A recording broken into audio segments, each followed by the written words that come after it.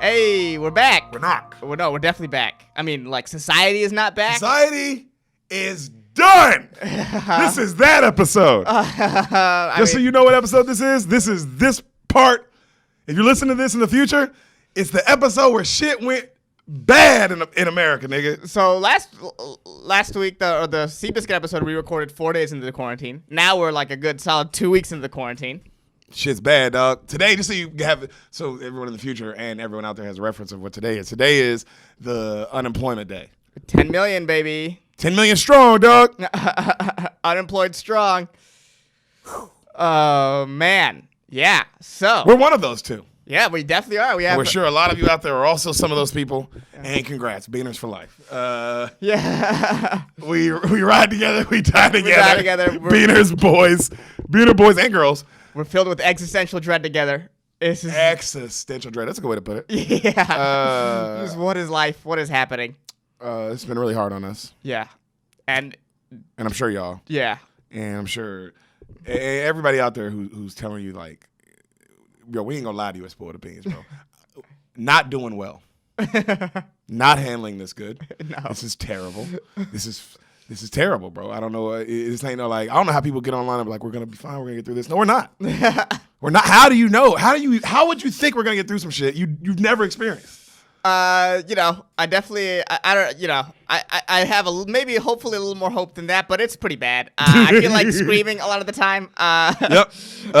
It's over with, bro. Hey, it's over. You just have the feeling that nothing's really gonna be the same after this. Well, that's a surety. Yeah. It's how large the gap of not the same is the real problem. When is it safe to visit my parents? Don't know. When is it safe to do anything again? Yeah. Don't know. When is it? It's not. You know what's crazy? It's not even about the virus, bro. It's just about everything that's gonna happen. Everything that's gonna happen to the world post After the virus. Yeah. And I feel like that's what nobody's talking about. Because I get everybody's like worried about, like, man, blah blah blah. Everybody's dying. That sucks. I mean, it does. It's like, but nigga, there ain't nothing you can do. That ain't nothing you can do. It ain't. I mean, it's just niggas die. Fool. Niggas died. Kobe died. Let's keep it 100 out here. Kobe died, dog. So you had no shot anyway. You know what I mean? If he died, let me tell you something. You had no chance. Yeah. Jesus. Well, I mean, I didn't want to start off this too positively, huh? Well, I'm keeping it 100, bro. This is Spoiled Beans, dog. And I'm not. I don't know how everybody else is like doing the whole like, oh, we're gonna be fine. We're gonna come back, bro. What the fuck do you mean? The fuck does that mean we're gonna come back? Yeah, we're gonna stay alive. Like, I get that. Like, I'm not an idiot. The human race will stay alive and we will keep doing things because that's how we do this. But what you mean come back? Yeah. It's over, fool. This shit's over with, dog. Whatever your semblance of life was is over with. I'm not, this ain't even like, this. You know what's crazy? This ain't even like, to me, I don't think this is negative. This is just like, negative is like, oh my God, we're all gonna like die and we're never gonna have money again and I'll be like living on the streets. No, nigga, it ain't gonna be like that. I'm talking about like, when's the next NFL season? Yeah. I don't know. And that makes me sad. When is my life gonna stand-up comedy? The thing that I live and breathe for, bro. The only reason we're doing this fucking podcast. Yo, let me tell you something. This podcast doesn't mean shit without stand-up comedy. I need stand-up, bro. When are we even gonna be allowed to like get into groups again and just have fun? When am I allowed to hang out with my friends? Yeah, dog. When am I gonna hang out with my friends? Dude, I haven't seen the only contact I've had with my friends outside of this apartment has been on video, and that is very lacking. That is very lacking. It's a okay substitute. It's not even a good substitute because it's like you need that in the same room, man. I can go out and touch somebody. You need that shit. You need that shit. Touch me again, I'll fight you. Hey. God, I made our neighbors laugh yesterday, and it almost came in my pants because I got them. Like I got, not like I made them laugh. Like I got them from their belly. Yeah, and they didn't see it coming, and it fucking felt good. I'm sure it felt good for them too because they probably haven't laughed in a while like that because I said something horrible, which is the funniest shit.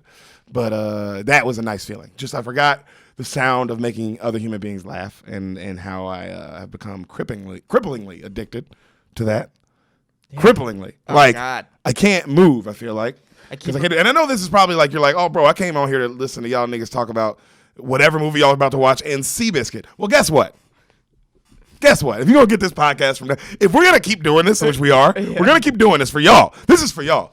You're going to get some us. Yeah. You're going to get some. We're not going to be all like, hey, Seabiscuit. He's going, Spider-Man was riding that horse pretty fast, wasn't he? He was. No shit. No fucking shit, dog. There's a fucking pandemic going on. And y'all niggas want to hear us talk about Seabiscuit?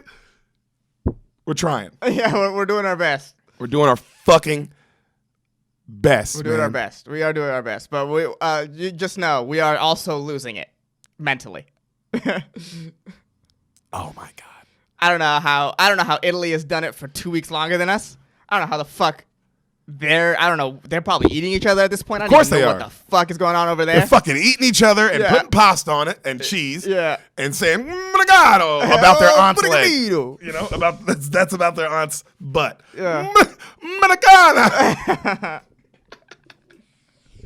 Yo, man, I wonder how you guys are doing. Yeah. I hope you're doing well. I do wonder this. Mm-hmm. I wonder how y'all niggas is like, or even why you're listening to this? Because I'm just keeping on that, bro. I don't understand how anybody, I love that you listen to it because I get it. It's stupid, but it's like, it's also meant for you to be doing something else. You're not supposed to listen to a nigga talk about Seabiscuit and be like, Yeah. I've never been so zoned in my life. Yeah, we created this podcast for people at work. Or people at work. Yeah. And bullshitting. That was our goal. You're driving, you're bullshitting, Yeah. you're on your way to the next place. Mm-hmm. This isn't the kind of entertainment where you soak it in. Yeah, we realized And that. we know that. Yeah, thank you. We know that. We know that. We're not dumb. We know that, but we're gonna keep doing it because we have nothing else to do. Yeah. And for those of you still rocking with us, thank you for We rocking fucking with us. because we get that, bro. Like this is like something you can at least count on, Mm-hmm. even in this. And it ain't a big. I mean, it's a big deal to us that you guys can count on us, and we appreciate that shit. And that's why we're doing it because man, it's hard. It was hard to do it, y'all. If I'm being 100% honest, it took us so long from the Seabiscuit episode to get to this episode because I can't do stand up, bro. It's the energy. If I'm being honest, Our energy levels are so low. And part of that is mentally, and part of that might be because we have low-grade symptoms of COVID. So that's also a part of we it. definitely got it. Y'all saw the Darren Bates episode where we gave it to him. Yeah. But yeah, we all got it. So Titans probably have it. I don't know who he's working out with, but they have it. Yeah. Woodyard, you got it, Yeah. buddy. My energy levels have been very low. Yeah. And Can't do stand up, bro. That's some, Yeah. Well, that's you just can't it's live your life. That's hard. I spent years developing a routine, and I was comfortable with a routine, and I had a routine, and now it's disrupted, and it's hard to get into a groove of something. Yeah. But I did watch Seabiscuit during that time. Oh yeah, that's our podcast. Yeah, okay, yeah, I was yeah. gonna be like, what does that have to do with anything? Yeah, It's like, yeah. oh yeah, that has to do with everything. With everything. Yeah, I watched Seabiscuit. I liked it. Does it relate to this? Oh, so much. It relates to this The so Great much. Depression. Yeah. That relates very heavy. Yeah. First of all, the narrator guy is the same guy who narrates the Ken Burns Civil War documentary. You love those. I loved it. I remember about having those. to watch that in school, and I remember his voice. That's how much that had an impact on me. So that was fun.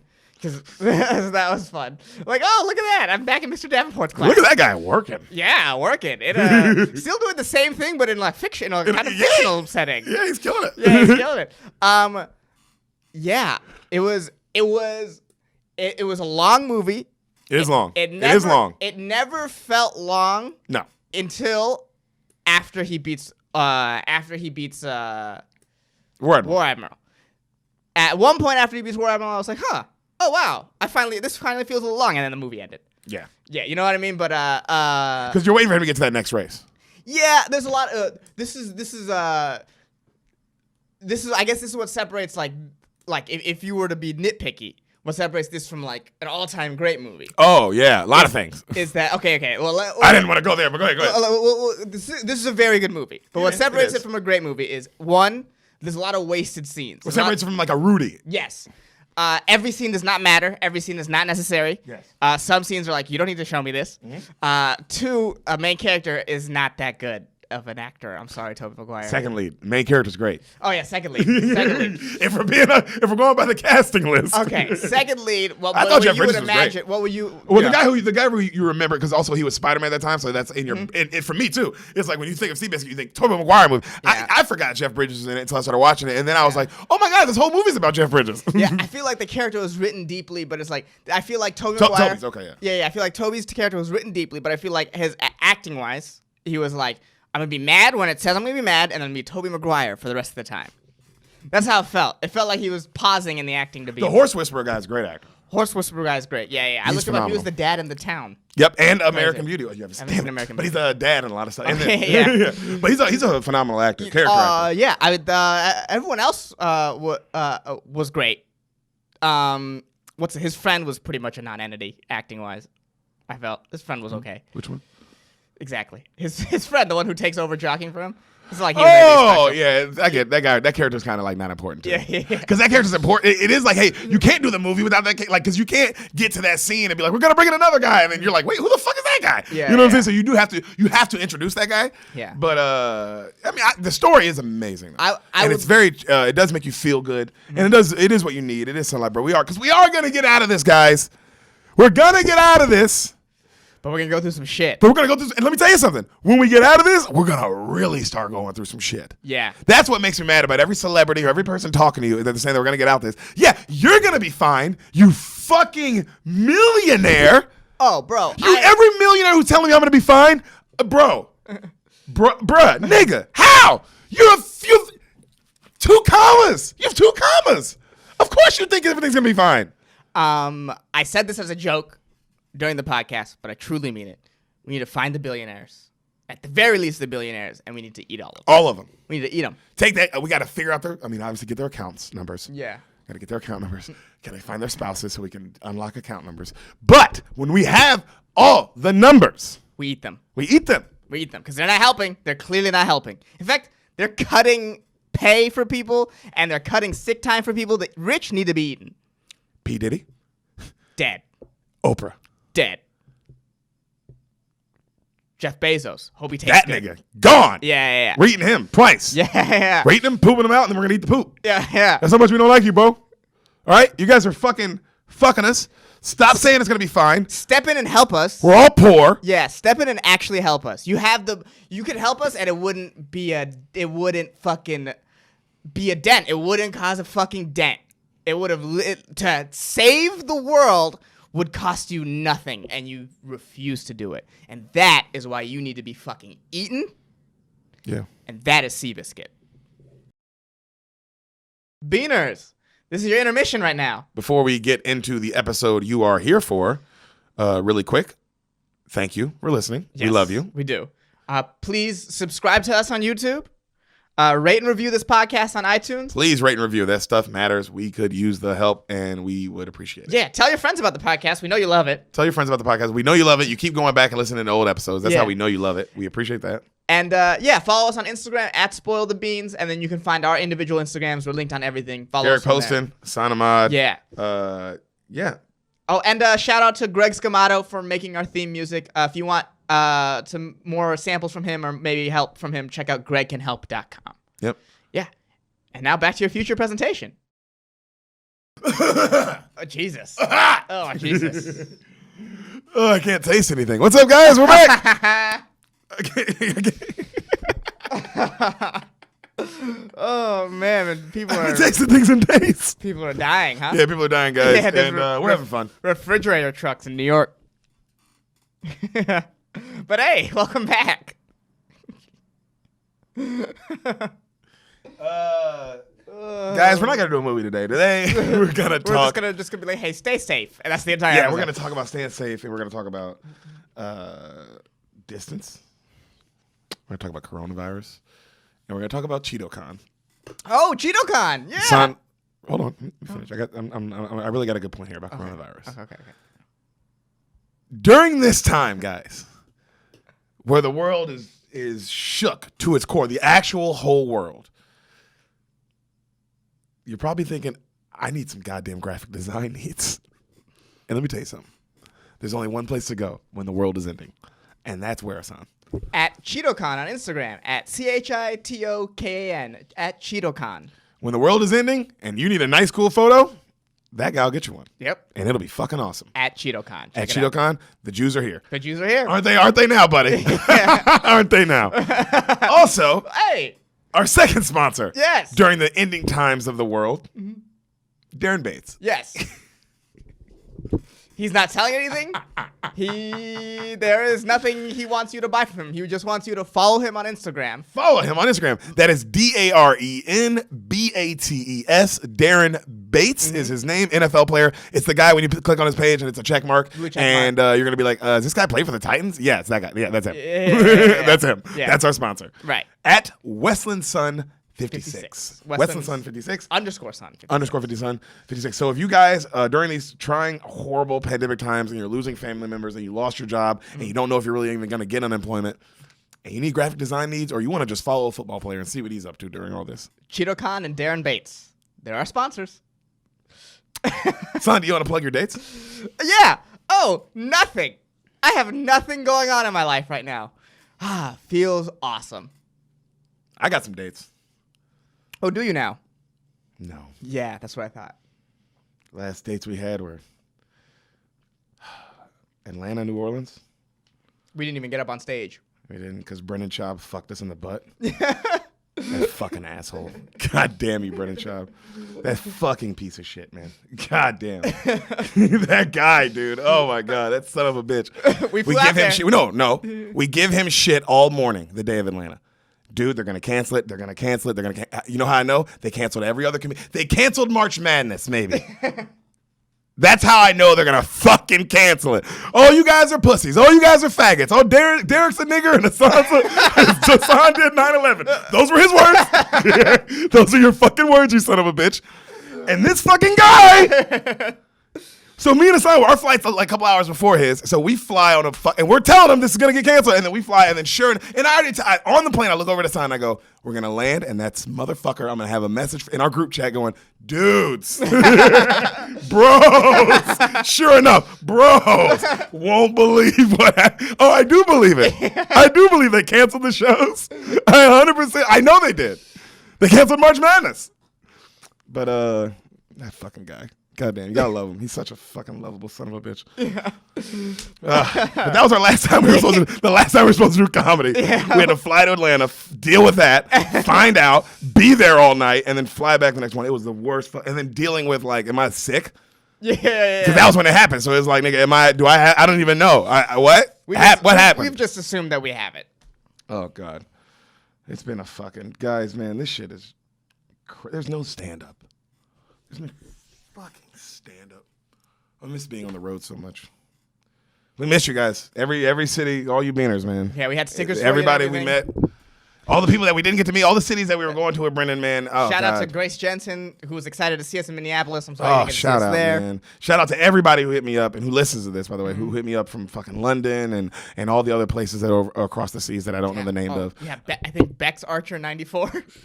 I don't know. Is that a city in London? No, that's okay. Remember, that's the lady in Manchester. I think Manchester, who hits us up every time, and she was so excited to see us, her and her husband. Yeah. And we hopefully we'll get out there soon, and we appreciate you. Golly, man.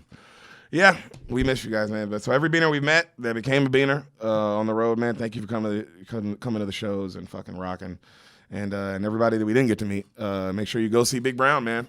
Go see him when we come back, because when we come back, we'll be out with him still. So. Go see our boy, bro. Come still support. Go see comedy. Hopefully, when this does come back, whenever life comes back, bro. Go see fucking stand up, bro. Yeah. Go see that shit, bro. I'm telling you, man. It'll be better. It'll be better, bro. It is gonna be better. Yeah. The world will be better. The riff will be gone. The world will suck. Like when you leave the show and you go back to your life, terrible. But enjoy that hour and a half. Right. You know what I mean? Do it for yourself. Should we end the podcast now? Because what are we doing? I think we should continue. The world's over. I think we should continue. Keep doing it? Yeah. They're still listening. Yeah. You're still listening. Crazy enough. Yeah. Wildly enough. Goddamn. Yeah, man. Well, Ehsan. Yes. Oh, dude, I got some fucking horrible news. What? Coronavirus related, obviously. What if it was just about oh God, the Cowboys? Like they traded somebody. No. I actually just found out a horrible statistic while we had the break about what's going on in the world. Mm-hmm. But before I share that, can you do me a favor real quick? Okay. We'll get to that statistic.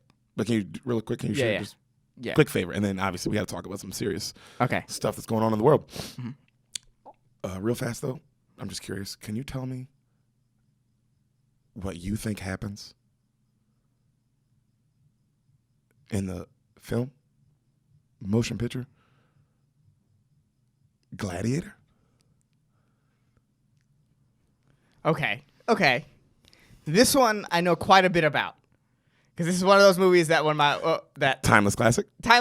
And then when I was dating Andrea, it was one of those, like, she's kind of spoiled my beans a little bit on this. Ooh. Because this was her favorite movie. This is an ex of his. Yes. Ex-flame. Also a man. Used to be Annie. But Andrea is what we call her now because that's what she has to be called. And we respect that. Yeah. So she kind of spoiled my beans a little bit on this. All right. It's about a guy, Russell Crowe. I wish you'd have said Russell Brand. Yeah, it was Russell. What a different movie. Yeah. It was Russell, the guy who answers phones at La Jolla. Yeah. Brock, that was his last name. So it's about Russell Crowe, and he's like a general in the Roman army. And then the emperor, like, dies, and he's gonna hand it off. He's gonna hand the empire to Russell, but then the emperor's son finds out, who's played by Joaquin Phoenix. And then the son kills him, and then banishes Russell Crowe, and then kills his family. Oh wow, Jesus! Yeah, he kills his family, and then Russell has to find his way back into Rome, and he does so via Gladiator games. And then he's playing in the games, and he probably has like a friend that he becomes like you know what his like friend is? Like Thor's rock friend. Someone like that. Yeah, really funny, goofy little rock. Maybe not funny and goofy, but that's maybe not as silly. Yeah. I don't think this doesn't strike me as a comedy in any sense. You don't know. I do know. You never saw it? Yeah. If you win a bunch of Academy Awards, the chances are you're not this funniest movie. Yeah. That's a fucking good point there, buddy. You know what I mean? I'm pretty sure this won Best Picture. Yeah. He won a lot of Oscars. Yeah, and Best Actor, right? Anyways, so he probably has one of those friends where they bond. And then, you probably see him go through different trials and tribulations of the Gladiator Trials game. and tribulations. Yeah, he probably fights. Mm-hmm. He probably fights a lion or something. Ooh, and then maybe he has to fight his friend and kill his friend. Jesus. And at some point, Joaquin Phoenix does the thumbs down thing. I know that he does that thing. And what happens? They kill the gladiator in the ring. Oh yeah. Like it's you just know about the thumbs. I know the thumbs up and thumbs down. I don't know. He does that. At some point, he does do that. He does do that. Yeah. And then how does this end? What's this climax? What's it called? Russell Crowe somehow is able to sneak in to the Emperor's palace or some shit, and he kills Joaquin Joker. Phoenix. He kills the Joker, and then he steals off in the night and he leaves Rome, and just wanders. And that's your best picture? Yeah. Very unclimactic. That's the most that ending. If that really happened in the theaters, people would be like, "How the fuck did he get out of the?" They don't even show you how he got out. Yeah, he just kills him. No, it's all assassin-y. And then he leaves. And that's your Oscar-winning movie? Goodbye to Rome. Yes. Wow. Mm-hmm. Jesus Christ. Yes. Well, as always, even you got it all wrong still. Yeah. as you always, I don't know how. Considering someone told you the whole movie. They told me. They didn't tell me the whole movie, but they told me like the first part. They told me the premise. Yeah, you know what it is. You know what that movie's about. Yeah. You ready? Yeah. You want to hear Gladiator? Yes. I don't want to tell it. Oh, we could not. I'm totally fine. I'm binging. You know what I mean? I'm in the middle of a story I'm watching. That's true. You're gay now. That's not the story. I'm not gay either. Movie starts. But, give it a couple months. Who knows? Who knows, dude? Who knows? I haven't seen a woman that isn't your girlfriend. Don't rape her. 2 weeks. Please. Gladiator. Starts. Title. Mm-hmm. Gladiator. Shots of the city. Rock music playing. Like 90s rock music. Yeah. All okay. Right? We see a white kid who looks like Val Kilmer. Kinda. He's not Val Kilmer, but like when you see him, you're going to think this thing. I swear to God, bro. Like he's related to Val. Bro, he looks like if Val Kilmer and Ivan Drago had a baby. That's the first thing Sam said. Sam said, "Oh my God, he looks like Val Kilmer." And I was like, "Yeah." And then she's like, I know he looks, everybody thinks he's Val Kilmer. And she goes, "He also looks exactly like the dude from Rocky." I was like, "Yeah, he also looks exactly like the dude from Rocky." Huh. He looks exactly like Val Kilmer from Top Gun, to give you a reference. Okay. That Val Kilmer. He looks like Iceman. Iceman, okay. Val Kilmer, and he looks exactly like Rocky IV Drago had a baby. Okay. I mean, to a T. He's walking out of like a shitty ass part of town. Snow everywhere on the ground. Credits are still rolling. Okay. Why are you looking at me like that? We see a bunch of black kids playing basketball. Really? Yeah. I'm not gonna go this far into this bit. If this was a bit, we see a bunch of black. I thought you said somebody spoiled this for you. Yeah. I don't think they did. What? Okay. We see a bunch of black kids hooping. Was that not Gladiator?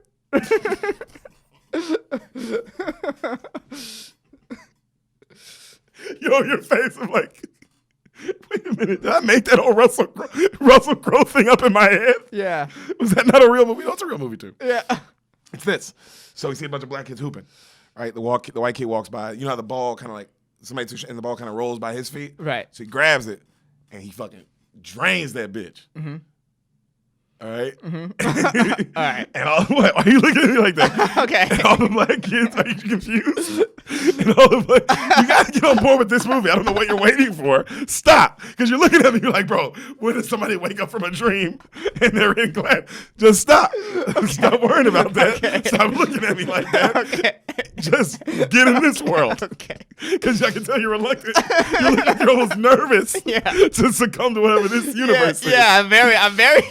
Yeah, everything about this is not awful. Why? Because I feel like I got the rug pulled under me so hard. Yeah. And I'm falling, and it's just, you know that pit in your stomach when you're just falling? Well, as you can tell, I've been very excited to do this movie. Yeah. Also, by the way, I love this movie. This isn't like, I love this movie. Okay. All right, but this is one of my dad's favorite movies. My dad showed me this movie when I was a kid. Okay. All right. It's Gladiator. I mean, everybody's seen it. So it's also, I mean, there's that too. Just you're weird that you don't know what it's about. So he drains the three. Okay. Okay, I'm in it. Are you in? Yeah. The black kids start yelling at him. Hey, white boy, who the fuck says you can shoot that ball, man? Punk ass white boy, you better keep walking. Camera pans back. We see a super young Cuba Gooding Jr. Watching all this go down. Okay. It's 1992, so that's how young. Okay. The movie came out in 92, so that's how young Cuba is. When did Boys in the Hood come out? 93 or 4. Okay, so this is right before. Okay. Or right after. Yeah, right before. Wait, or was Boys in the Hood 91?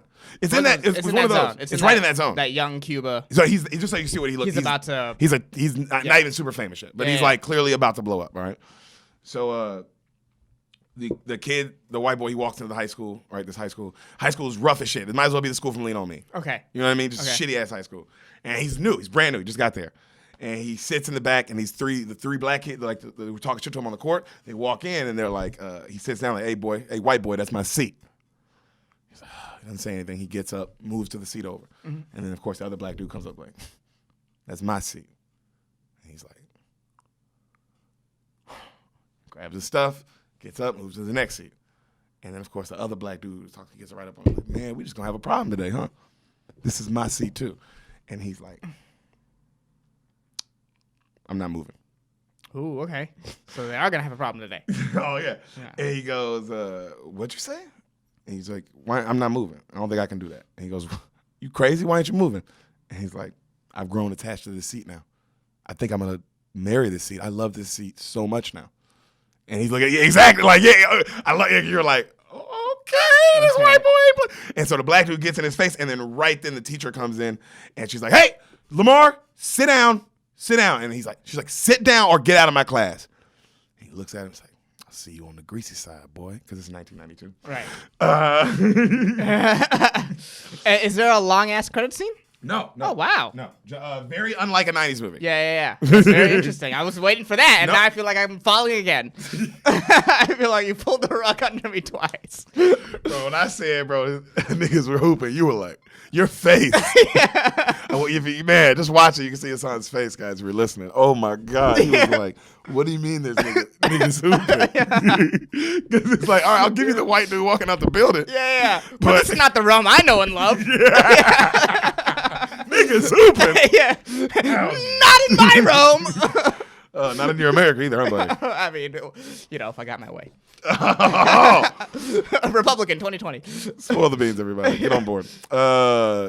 So the teacher is now, bro, the teacher also straight up Lean on Me shit. She's going, so before any of you ladies go off and get pregnant, or all you men in here murder each other and end up in jail, you will learn to read. Black teacher? Yes. Okay. All right. Or the ballsiest white woman of all time. All time. Yeah. So she's talking about Mark Twain and his name. You know how it's not his real name? Yeah. You know that, right? Yeah. Samuel Clemens? Yep. And it's a pseudonym or whatever. So she's asking the class about this shit, and he knows. Like, he raises his hand and he knows everything. You know? And, oh, my God. She's like, who are you? And then he's like, I'm the new transfer. She goes, oh, you're Mr. Tommy Riley, right? And she goes, well, Tommy, welcome to paradise. Because she hates her job. Yeah, who is this fucking lady? Yo, right? Yeah. I was watching it like, this teacher's crazy. Yeah. Also, Mark Twain, as a get him, buddy. aside, Mark Twain is completely wasted on young people. That dude is for adults.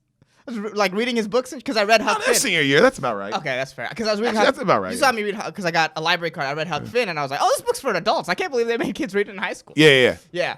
I feel like it's a definitely not. You should read that like junior, senior year to really understand that, take some weight in, and to understand like, oh, this is how people talked in this time, and this is how people acted. Also, read Huck Finn. It's the closest thing. It's like Parasite, story wise. Cool, that's a good. Look at you, a hot take. What are you, Stephen A. Smith? I called Mark Twain personally. The nerdiest hot take of all time. And he told me. Let me tell you something, Mark Twain. Yeah, that's a good one.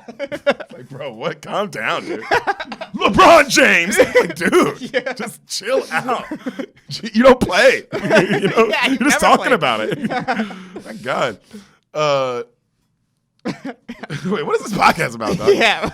The pandemic is going on. Ah! That probably felt good to do. I never felt you did. Yeah, you're right. Pretty nice, man. Yeah. Try it at home, guys. They never do. We gave you a chance. Yeah. We gave you a chance to let some steam out. So a Mexican kid walks up to him after school, right? And you've never seen the movie Selena. No. But he's the boyfriend from Selena. When Okay. you see Selena, you'll be like, oh, it's that guy. Is that one also about Roman gladiators? You never know. You never know. He gives him he asks for a cigarette. He gives him a cigarette, and they start like talking. They get cool. You know what I'm saying? And then he sees the black dudes walking up, the Mexican dude, and he's like, "Man, you need to start carrying a weapon, homie, hombre." And he fucking like walks off. What, are these black dudes anyone I recognize? No, just a bunch of hood, niggas. Okay. And they all got like black jackets on and shit. Okay. And they look kind of like the dudes from 8 Mile, like just like you can tell like they're all one crew and they're all kind of the same colors. Oh yeah. You know? Yeah. Where they color coordinate? Yeah, they're all black. They all wear black with the red. You know, so they have the leader looking dude, right? And he walks to him, and the guy who started some shit with him in class is standing next to him. Right. And he goes, "My man tells me you a funny dude, huh? Heard you a funny man. Why don't you try and make me laugh?" And the white dude's like, "Look, man, Jesus Christ, guys, I don't want any trouble. And he goes, "Too bad, funny boy. Trouble's my middle name." 1992. Yeah. And then the black guy next to him goes, "Or maybe it's his pseudonym." Because he had just learned what that meant. Call back. Yep. So, with a callback crew. Right then you hear somebody go, "Yo!" And they all look over, and it's Cuba Gooding Jr. And then the guy goes, well, if it isn't Abraham Lincoln, and his actual name is Abraham Lincoln. Okay. He didn't say that as a, because Okay. I'm like, oh, he's talking shit. And then he was like, oh no, that nigga's name is Abraham Lincoln. Yeah. What a name. My neighbor growing up was Christopher Columbus Fang. Asian guy. His middle name was Columbus.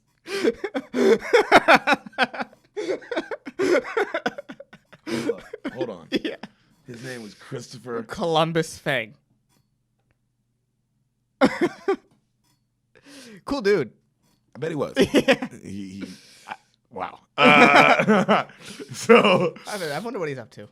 dealing with this. Yeah. You better be listening to Spoil the Fucking Beans though. That's what he better be doing. So he goes, they get in each other's face, the crews, and they're talking shit. Mm-hmm. And then the one, like the bad black dude's like, "Man, I owe you for what you did to my boy Jerome." And then Cuba Jr. starts laughing. He goes, "Anytime, nigga, any place." Right? And then the fucking dude pulls out a blade. The 90s style, like the switchblade. Yeah. And then they start fucking fighting. And then Cuba Gooding is dodging them. And he's like, "Oh, your boy Jerome used a razor too. Why don't you step in the ring, bitch? Fight me like a man." And then right then all the school security comes out and they break it up and they pick up the one dude and they take him off campus because he like apparently graduated like a few years ago. Like he's too old to be there. Oh, he's one of those. One of those kind of guys. One of those. You know what I mean? Yeah. And he's like, "I'll kill you, Lincoln. I'm gonna fucking kill you." He goes, "Yeah, well, I'll be at your mama's house." Right? And everybody's laughing. Oh, shit. Also, yeah, don't be on campus if you're too old. And the white dude is just kind of staring, like watching all this. Like, man, what the fuck was, like, what did I move into? Yeah, what's happening? What is happening here? So he walks home, and when he gets home, there's these two white dudes waiting on his front porch. He's older. These dudes are like in their 50s. Right. All right, and one of them has a gun, like on his hip. And they go, "Hey, man, we're looking for your dad." And he's like, I don't know where he's at. And he's like, well, where's bowling buddies? We're looking for him. Why don't you let us in? Kid's like, oh. So he lets him up. Kid hasn't smiled the whole movie, by the way. Okay. Just intense. So they bring him upstairs, and then they tell the kid, like, hey, your dad owes. You know, these gambling debts are going to get paid or it's going to be a problem. And they take a marker and they write on the TV how much he owes. You know what I'm saying? Like, they like not like the full number. They write like he owes this much times 4 with interest. Like, it's just all the math of All like the math, he owes okay. like he's got to pay this amount if he wants to keep paying it like how he's paying it. Right. Or we're going to come back. It's going to be a problem. You know? And he's like, kids just like it's very realistic. Like, not like, Right. you know, you owe us $30,000 and we're going to, it's Yeah. like, no, hey, this is it. Yeah, If you don't do it right, we're about to fucking break your thumbs. Oof. That kind of shit. Oof. So, and the kid's like, and they're like, be sure to show your pops this. And he's like, I'll show him. And they leave. You know, it never seems to work out when you get involved with bookies. Never once is a work guy out. like, guys, you want to know how I made my billion? Yeah. Well, Street gambling. I met a lone shark named Tookie. Yeah. And me and him took it to the top. We really did. So he goes to a diner that night, right, to eat. And the pretty man. Just the idea of sitting down at a diner. sounds nice, right? Yeah. So 3 months ago. There was a pretty girl from class that he noticed, you know, that kind of locked eyes. Yeah. She's at the diner. So he goes up, he starts flirting with her, right? Right. They talk, and then, you know, he tells her how he's new here. She offers him a job. She's like, we need a new dishwasher. You know, this is my mom's diner. And we need a new dishwasher. Do you want to work? And he's like, hell yeah. So she goes talk, they meet. He's in the back, he's washing dishes. You know Hell what I'm saying? Hell yeah. Great for your new job. Like, fuck you. Thank God, Yeah. dude. Immediately. And this girl's pretty as fuck. Yeah. Like, everything's great. This is the life. Uh-huh. So the mom, she's like, This you know, is the life. His this life. is it ain't bad. He has a job. That's why Yeah, he's jealous. yeah. He's like, man, I would love a job. Right? I would love a job though. Oh man. Oh, they'll be washing dishes. Can't breathe, guys. Yeah. This is too much. So she tells him to take a 5-minute break. So he goes outside. The black dudes are waiting for him. The bad dudes. Right. They meet him outside and they're like, you know, oh, look at you, boy. He looking cute. Got your little dishwasher robe on. And it's like the dude from class and like one other guy, and then the leader dude. And then the white dude like throws the trash away and he's like, dude, he goes, I have no quarrel with you guys, man. What's your problem? Just leave me alone. You know? And then right there, like a dude gets behind him and they like trip him and make him fall. Like, what you gonna do? Just keep talking shit. And then he gets up and he's a trained fighter. Oh, okay. He beats the fuck out of these motherfuckers. All right? And when finally he beats the 2 dudes up easy, and he's squaring up with the leader dude, and right when him and the leader dude about to fucking start going throwing blows, an old guy comes out like, hey, and he's yelling at the leader guy. He's like, hey, God damn it, what'd I tell you? You shouldn't be out here fighting. You know you got a big fight coming up. It's Robert Loggia, the boss from Big. Oh wow. Great actor. I mean, Oh, been in a wow. million things. Yeah. Do you mean the guy who like jumps on the piano? Yeah. Wow. Yeah. Great actor. Yes, he's in this. Okay. So he's, you know, you got a goddamn fight. What are you doing here? You know? And To black the guy- leader. To the leader. And he's like, this ain't over, punk. And the dude leaves. And then the white boy, Tommy, he goes inside, starts heading inside. And, you know, Robert Loggia's like, hey, how come I haven't seen you before? And he just kind of ignores him and keeps walking. And he just smokes his cigar, like kind of like, who the fuck was that kid, you know? Right. So the diner, you know, the Loggia dude, he's eating in the diner, right? And he's on the phone. He's going off about some fight deal and how it's not going to work. Whoop, it's not enough money. Hangs up. He walks over to Homeboy's table because he's eating some food too. And he goes, can I join you? And he's like, you know, it's a free country. He's like, it never is, kid. My name's Pappy Jack. Could be the best pappy you ever had. And he's like, got one. Thanks, man. He's like, oh, maybe you do. Maybe you don't, you know? And he's just, you can tell he's like a shady promote, just that vibe. All right, just you can get a vibe of this guy. Sleazy. Sleaze Well, you imagine actually a fight promoter would probably be like in 100% real life. Okay. So he's like, hey, man, so you fight, huh? And he's like, yeah, I fight. Like, serious? He's like, yeah. He's like, how serious? He's like, Golden Glove from Bridgeport. That's where I'm from. Wow, what's your record? You tell he's like something 20-something 0. Like, Jesus, okay. So he tells him how, you know, he's involved in this underground fighting, smokers, which is a real thing. You know, Right. how fighters get, how you move up, just like in anything. You know what I mean? An open mic for comedy is what it is, you know? Okay. You know, he wants, you know, we got these smokers, whoop de whoop. You know, we want you to come fight. We'll get, you know, fights tomorrow. You make $750. Oh wow. One fight, yeah. You know, and then he's like, who do I have to fight? And then the guy's like, oh, just a guy named Black Death. And he smiles. And then he goes, you want me to fight a guy named Black Death? And then I love that Robert Loggia goes, hey, I mean, if you have the antidote, You know, love that. Like, oh, that is a good set. That it was a good sell. Because it's like, if I got to get this guy who's a fighter to not fight, how do I pick at the ego? You know, like, what can I say to get him to be like, well, I mean, if you're a good enough fighter. Yeah, you're right. Doesn't matter what his name is. Like, that wasn't like, oh, that's a good line, you know? And he's kind of looking at him. And he goes, nah, no thanks, I'm good. And the guy's like, what? Are you kidding me? How many dishes are you going to have to wash to make that kind of money? And he's like, he tells him the exact number, and the guy laughs. He's like, well, you know, he's like, well, let me tell you something, son. You're not gonna make that here. And then the guy, like, he's like, well, I'm not fighting for $750. And the guy's like, well, we're not negotiating, son. And then the Tommy kid gets up and walks off. He's like, hey, come on. And the kid's like, I need $12.50, period. And he's like, okay. God damn it, I like the way you handle yourself. Okay, good businessman. Yep. He goes, we'll do it your way. $12.50. Is $12.50 what he needed to pay off the gambling debt for? No, but it definitely. I think it might have been. Remember how this was? It might have been a payment. It might have been a payment. Okay. So they shake hands. You know, they smile. Kid smile. You know, the Tommy kid still hasn't smiled yet, bro. Whole movie, I love it. Has not smiled. Okay, I like this. He goes home. He's looking for his dad. Dad still isn't there. Okay. He falls asleep. Next morning, his dad wakes him up. His dad, remember in Big, the asshole guy? Oh yeah. It's him. I don't know how they must. I saw this and I said, he's boys with Robert Loggia. This nigga's boys with Robert Loggia, and Robert was like, put my boy in the movie. Yeah, what the fuck? What? He's the dad in this? Yeah. He was so goofy. Yeah, and he's like an ass. No, this is the dad. Yeah. Serious. Yeah. So he's like, well, no, nothing in this movie nothing so far has been like, oh, this one's a goofy one. Yeah. So he tells him, you know, he got a job in Philly. This is big for them and their family, but he's got to go. And if it goes well, it's just part-time, but they'll give him a full-time gig back in Chicago where they are. Yeah. You know? And, you know, he's like, but, you know, will you be okay for a while? And the son doesn't really say anything. He's like, what's wrong? He doesn't say anything. He's like, Tommy, what's wrong? And Tommy's like, some guy showed up yesterday with a gun, Dad. And then he shows him the TV. And the dad's like, they threaten you? So I was like, no. It's okay. He sits him down. And he apologizes for getting him in this position.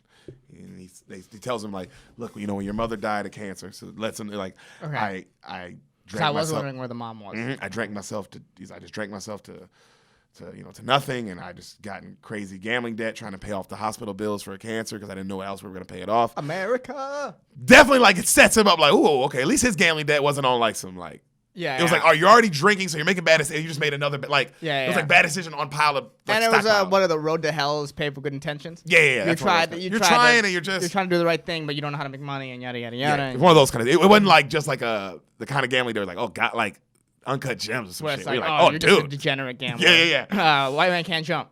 White man can't jump. Yes, where it's just like, oh, you couldn't stop no matter what. You're doing this for life. You know what I mean? Where this guy is like, this is just something he got. I was trying to pay off a debt with another debt, and now and I got myself in a horrible situation. Yeah. You know what I mean?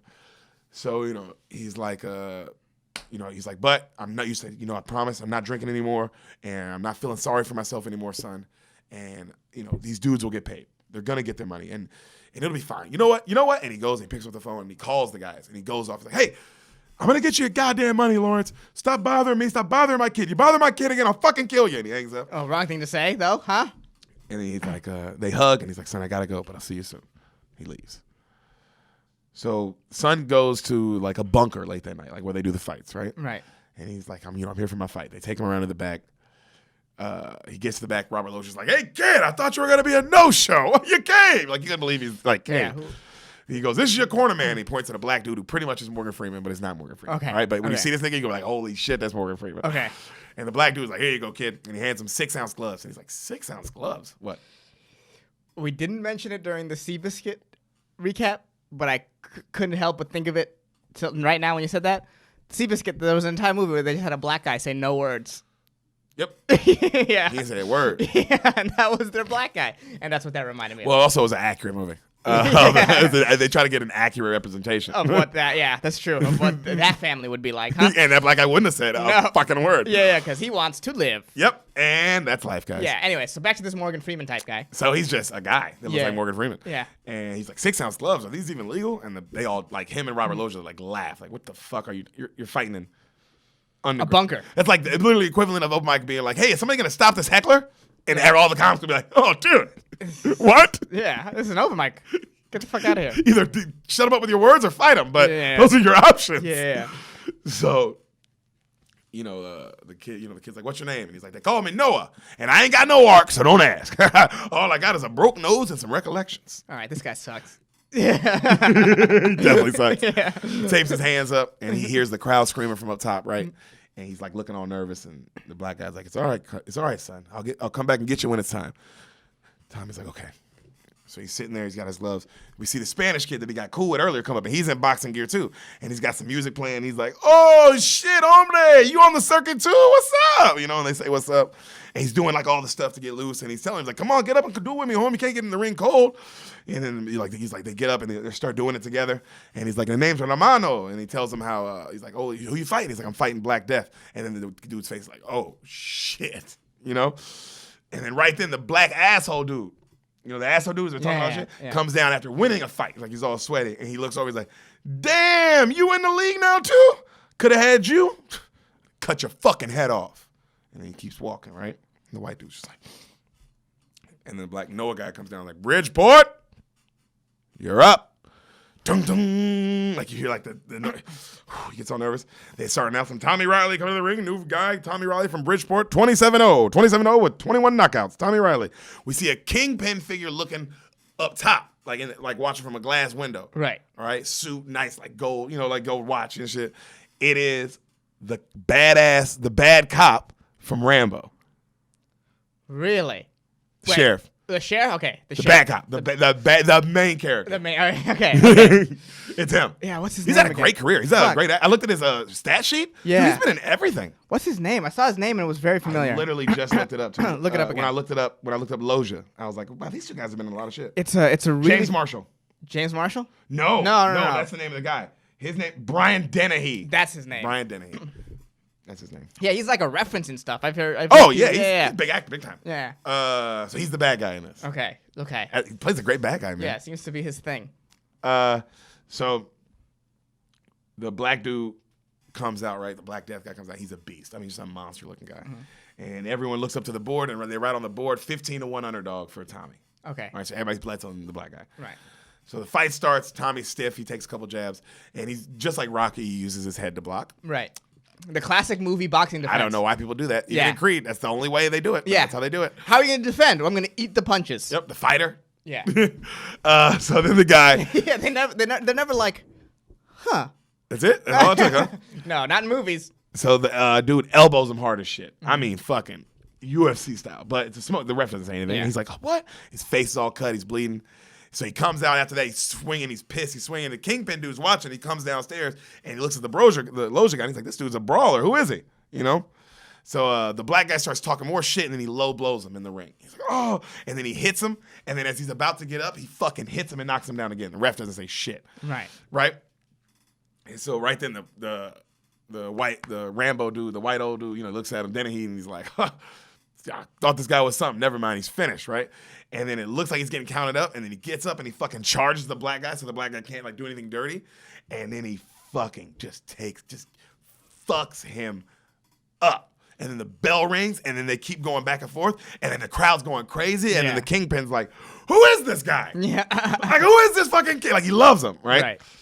So the Noah guy, he comes in, he sits there, he throws water. He's like, you're doing all right, kid. You're doing all right. But he's telegraphing. When he drops that left, stick him. Stick him with the right. Repeat it. When he drops the left, stick him with the right. Okay. Comes up, the guy literally drops the left. He fucking, bam, knocks him down. Boom, boom, boom. Puts him 3 more in his fucking jaw. Knocks him down. Counts him out. Everybody's like, oh my God, oh my God. The ref taps, grabs his hand to hold his arm up. And as he's done, he turns around and bam, knocks the ref out. And the whole arena goes, and it's quiet. And then he goes, yeah! He puts his hands, and everybody, ah! Yeah. And then now the fucking Dennehy dude is looking just looking around as everybody's screaming oh, I think we got something. Yeah, this guy is a crowd favorite. That's beyond boxing. Yeah. You can't teach that. You can't coach that. You can't teach an it factor. No, you can't. No. People just responding to a motherfucker. That's just is what it is, kind of shit. Life. Yeah. So, right then the Noah guy gets there. He's like, "You're a natural kid. You're a natural, real firepower." And then Pappy Jack runs to the ring. He's like, "He's mine. He's mine." Right. So after the fight, the kid Pappy Jack's talking about how good he is. He's like, man, where's my money? And he's like, oh, don't worry about it, kid. He's like, man, where's my money? He's like, you'll get it, kid. You'll get it. Mr. Horn wants to pay you personally. That's the guy, Mr. Horn. He's like, you come by Monday morning, all right? First thing. The kid's like, all right. So the next day at school, he's got a big black eye. And he walks up, the Roman dude, the Spanish dude walks to him. He's got like a little black eye. Right. He's like, ooh, how you feeling? He's like, not as good as me, just a little bit of pain. You know what I mean? And then right then Lincoln walks up, right? And they're in the cafeteria. And he goes, hey, if it isn't the great white hope. And then the white dude looks at him. He's like, nah, man, I don't know what you're talking about. That ain't me. I was like, wow, that ain't you? No, I don't know what you're talking about. He goes, well, someone who looked just like you was down at the bunker last night beating the shit out of Black Death. Must have been a ghost or something. A ghost wasted Black Death. And then he walks off, like kind of looking at him like, Right. huh. Right. You know? Also, everyone in this high school is into underground fighting. Crazy, right? Yeah. What are the odds? You know, some schools, a lot of people wrestle. Yeah. Or some schools, a lot of people play basketball. Yeah, or like have a good football team. No, everyone in here is into illegal underground fighting. That's what this high school is all about. All about, dude. Yeah. Are they into other terrible? Get it schools, out, man. Other terrible schools. Are they into drugs? No. This one's into illegal underground fighting. Extremely specific and Yeah. extremely hard-nosed about it. Yeah. Very like. So he goes to the gym the next day to see Pappy Jack, and we see Mr. Horn training somebody in the ring, all right? And he's watching, the white dude's watching him, and Mr. Horn's going off on somebody, how he has to use strategy and stop fighting like a big idiot brawler, dude, he's yelling at him, and the guy gets pissed. He's like, you think you can whip my ass yelling at me? And he fucking hits the dude.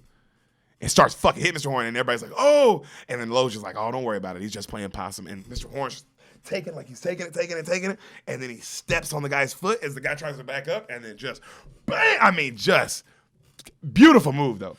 Just clearly like, oh, this guy fights. Yeah, and this guy's an illegal brawler. Yeah, he knows how to fucking like, oh, bro, I do this. Yeah, you know? yeah. Fucking boom, and then fucks him up, and then he fucking That looks, old man strength yeah, is real. Old man strength, and old man smarts. Smarts, yeah. And he looks at him, he's like, I told you, strategy, kid, and he just lets the guy fall, right? And then he looks over, he goes, Tommy Riley! And he walks up, and he goes, you the boy I've been waiting for. And then Tommy's like, nope, that's not me. And then Pappy's like, he's just here for his money, apparently. And he's like, oh, well, let's get him what he wants. Is that what you want, Tommy? Just money? And Tommy's like, just the money you owe me. Smart kid. Right. You know? And he goes, okay. So he brings him into his office. He's like, well, let me tell you something, man. You know, I should be mad at you. And he's like, why?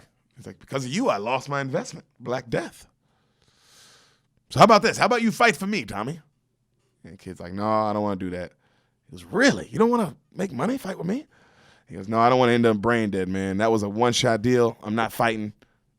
I'm trying to go to college. That's not the life I want to live. All right, that's why I didn't. He's like, that's why I wasn't fighting anymore. Anyway. Yeah. All right, and then he's like, okay, Tommy, I respect your decision. I respect that. He gives him his money. Good luck to you. Shakes his hand. He leaves. He looks at Pappy. Get him. Calm too. I love it. Just get him. You know what I mean? Pappy smiles. So he goes up and he sees Romano, right? And Romano's like talking to him about what just happened. And Romano's like, what the fuck? How you gonna pass up that money? You crazy? Look at all the money. You can do this, you can do that. And Tommy's like, man, that dude ain't right. This isn't right. I don't want to get involved with that guy. And he's like, man, look, I'm telling you, that's why I fight. He's like, man, look, once I save enough money, I'm gonna ship my dad's body back to like wherever, like Cuba or whatever they're from, right? He's like, you know, because that matters to me. But other than that, I'm gonna give me a water bed, start saying all the baller shit he would buy with all the fight money he's gonna make. And then Tommy dude laughs. First time he laughs. And he goes, I like you, Romano. Just take care of yourself. Damn, this guy's thinking ahead. And then Romano's like, he just starts feeling real bad. All right. So later that night, Pappy Jack's following him. Pappy Jack sees him go take that money, gives it to the loan sharks. Pappy Jack smiles. Oh, I have this kid by the balls now. Calls fucking Mr. Horn. It's like, I think we got him, Mr. Horn. Tells him what's up. So the next day, Pappy pulls up on him. And him and the homegirl, from the pretty girl from class from the diner, they're walking home. Pretty girl from class? Yo, I forgot about her. Me and Sam was Is she also in Big? Nigga, Sam kept saying, bro, if I'd have been, and I just realized, Sam kept saying the whole movie how she Sam loved it, but she was like, this is a good movie. I was like, I know, it's a weird movie that kind of sneaks up on you how good it is. Yeah, it's you don't expect it's it. It's a weird premise. You don't know where it's going, Yeah. And, but watch, she's like, who do I know this girl from? And I was like, I don't know. I was like, I recognize her, but I think she's just a girl who looks familiar, right? I'm brushing it off. At the end, we look it up. She's the mom in Stranger Things. Oh, Winona Ryder? No. One of the other moms. Oh, okay. One of the other moms. But in every episode. The blonde one? I don't know. I didn't watch Stranger Things. Oh, I just looked it up and I was like, oh my gosh, she's in every episode of Stranger Things. Oh, okay. Yeah, and then she was on a bunch of other stuff too. The lead guy, you wouldn't recognize other than even though he was only did this and one other thing, and it ran for 3 seasons, but it was Twin Peaks. Oh, He's the lead in the main guy in Twin Peaks. I never watched Twin Peaks, but I know how big of a show that is. Oh, the FBI agent? Yes. Him? It's him. Whoever the main guy is in Twin Peaks is him. He's in every episode. I've only seen like 3 or 4 episodes, but I remember the FBI agent. I've never, but it's the crazy. main guy because I looked it up. It's the main guy in Twin Peaks. Crazy. And then this, and then like a couple other small things. Crazy. Yeah. Weird. Like, dude, who's this guy? The mom from Stranger Things. Yeah, and she's in she's also, when I looked up, she's in damn, I forgot. She's in a couple other big things too. But the Stranger Things was the first thing I was like, that's the most recent, obviously. Yeah. Because it just had season It was 4. huge. Yeah. Yeah. And I mean, it just came out, so it was at the top. Wait, did season 4 just come out? It came out. It was at the top of her resume because it came out like last year. Yeah. Season 3 came out last year. Season 3. That's what I'm Yeah. saying. So that's why I was like, this bitch is in every season of Stranger Things. Are you fucking kidding me? Yeah. She has like 10 lines in this. Hilarious. She's just the girl. So, God, I'm glad you asked that. I completely forgot about that. Yeah. But hey, that's how careers start. Oh, Just dude, the you got to girl. start, bro. I talked about I brought this up yesterday, but we looked up Daniel Day-Lewis's career, and he started as just some DJ on one episode of some random 80s sitcom. How did we get there? We were watching something and somebody was just a piece of something. And then you told me the Daniel Day-Lewis thing. Yeah, I because we forgot were what watching it was. something and then it was somebody. We were watching how we were talking about how Paul Rudd's career started. How he's just a bit role. Paul Rudd had a bit role in Friends. I mean, Yeah. not a bit. I mean, he had an arc, which is, I mean, and for Friends, more it's than a bit huge, role. and Yeah. for the biggest show of all time. Yeah, that's bigger than what Daniel Day-Lewis had though. But on it's whatever still like sitcom. we were watching Ant-Man. That's how we got there. I was like, how the fuck did we get talking about Paul Endgame. Rudd? You're watching Endgame. Endgame. Yeah. He saves the day. Spoiler alert. Actually, if you come to this podcast and get mad that we spoil something, anything at all, go fuck yourself. Yeah, you're kind of in the wrong place. So the next day, Pappy pulls up on him as he's walking home with the girl, right? And he forces him to get in the car. Get in the car. Mr. Horn wants to talk to you. Takes him to the office. He's looking at all the pictures on Mr. Horn's wall, right? And it's like, you hear Mr. Horn go, Gladiators. And you see the pictures, and it's all bare knuckle fighters. Ooh. All right? He's like, every last one of them. Real fighters. Fought with their bare hands. Had to go to work the next day. Tough in mind and in body in ways people don't even understand. Also took less hits to the face. Yeah, a lot less. Also, I mean, that's still crazy because they would do like crazy. 100-something rounds and shit too. Oh, yeah. Like, Boxing was like, you ever hear stories about like boxing back in the day? Like around 127, Yeah, they that's what were I'm still saying. going at it. You're like, Bare knuckle too, what? bro. And then they had to go to work the next day. It was like a whole work other. at the probably physical work. Oh yeah, you ain't doing. You ain't at a desk. No white collar white-collar back No. then. No, white-collar boxer's a new thing. Yes. I don't even know how much of that is of Yeah, that. yeah. That's a hard job, man. to do as you're also being an accountant. Yeah. So he's like, man, well, look, the white kid's like, why'd you want to see me? And then Mr. Horn's like, well, I was just hoping you thought things over, Tommy. I mean, come on, $3,000 a fight, that's pretty good. Tommy's like, still the answer is no, Mr. Horn. Trying to keep my mind right. He goes, sit down, Tommy. And Tommy sits down. He's like, I got to tell you, kid, I can't afford to let you go. Also, this is the point of the movie. I always like this point of the movie is when the music changes. Like, because he's been nothing but nice the whole time, Mr. Horn. But this is the first time the music changes. The key. Sinister. Yep. And And he's still being nice. He hasn't done anything. Someone hit the sinister button. Someone on the went, track. sinister. Yeah. Yep. Yeah. And he goes, I can't afford to let you go. And then Tommy looks at him. He's like, well, I mean, I'm my own man, Mr. Horn. He goes, no one's their own man. Well, that's true. He goes, everybody owes, kid. Yeah. Everybody owes somebody. There's only one person in this world who's their own man. And that person Jeff Bezos. is 2 people. Jeff Bezos and Vladimir Putin. Those are the only 2 people that are their own men. And then Bill Gates, I guess. And look, leave the LeBron in there if you want. Yeah, maybe, but LeBron can owe. Yeah. In the world of like rich people, LeBron ain't rich. Yeah, rich. but they're all scared. Like he's the kind of fame. It's like Michael Jordan. It's like people are just like people about Putin saw LeBron. He'd ask for that picture, dog. You know what I mean? He'd ask for that picture, but Putin would also be like, "Don't fuck with me." I wonder how it'll go. I pick LeBron. If LeBron, I pick even in politics. I pick LeBron. In the amount of politics LeBron is in right now, I pick him over Putin. Oh man, talk about someone who's about to die. Bro, if you could lead an army, Army LeBron is serious. Oh man, I just. Army LeBron versus Army Putin, bro. We talking about a real Putin is fight. Putin is probably the strongest man on the planet. Do you think he could rally as many people as LeBron could? I don't think so. Yeah, I think so. I think you could pay enough people. I think it'd be close, man. Yeah, you could pay. It'd be a war. I'm telling you, bro. The amount of people that LeBron would be able to rally is insane. I just think you like LeBron enough to. No, I don't. I genuinely think he'd be able to rally way more. I think, well, hey, people like him or The Rock could be president. Yes, easily. But they're not even touching how much money Putin has. Putin's by far the richest person in the world. Yeah, but people are people. You can rally enough people, you can kill somebody. Always. Yeah, but you can always pay enough people to kill people too. That's why I said it would be a good battle. I didn't say I'm not saying he would win. I'm saying you're underestimating how I think LeBron could definitely get enough people that if there was a war of the amount of people Putin had and the amount of people LeBron rallied together, nigga, it would. Because first off, that's all of America. Yeah, that's 100% all of America. And then you got some of China who likes basketball. You got some of these people who like basketball. You got these people who like basketball. It's enough people that it's a good fight. Well, judging how 2020 is going, it may actually happen. Who do you want, Trump or LeBron? Oh, LeBron. 3 rings. Yeah.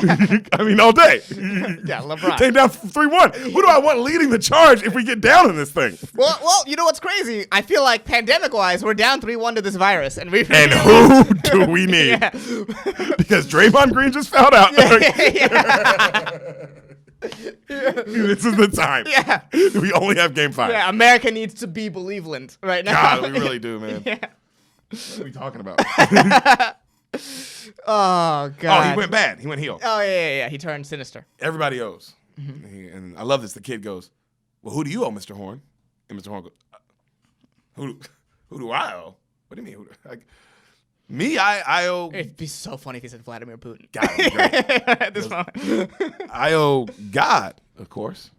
And the kid looks at him and goes, but some of us, kids, some of us owe here. The kid looks at him. And then he hands him a sheet of paper, and it's all his dad's debts, like with all the markers. Mm-hmm. All right?